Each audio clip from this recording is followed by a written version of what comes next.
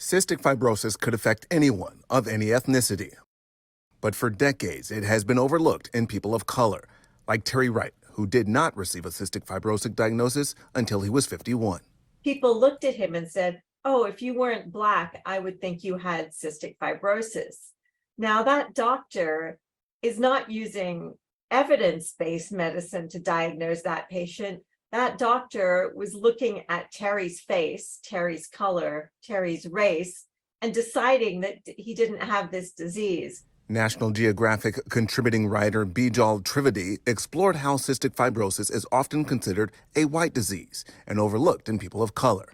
CF is an inherited disease caused by a mutation in the CFTR gene. This gene is responsible for the protein that regulates chloride, a component of salt. If it doesn't work properly, liquids in the body get disrupted. So it occurs everywhere. It occurs in people of every color, ethnicity, background. Over 2,500 different types of mutations on the CFTR can cause cystic fibrosis.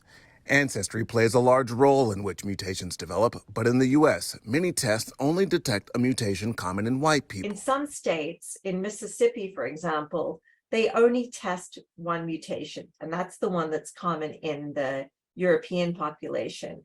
And so they miss almost 50% of African Americans who have this disease.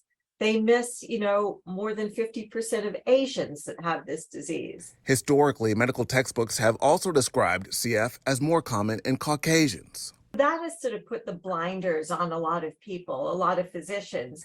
There are huge consequences for children who are not diagnosed early, including malnutrition and lung infections. When you ignore the evidence and you just stick with your bias, then I think, that's an indication of systemic racism in medicine.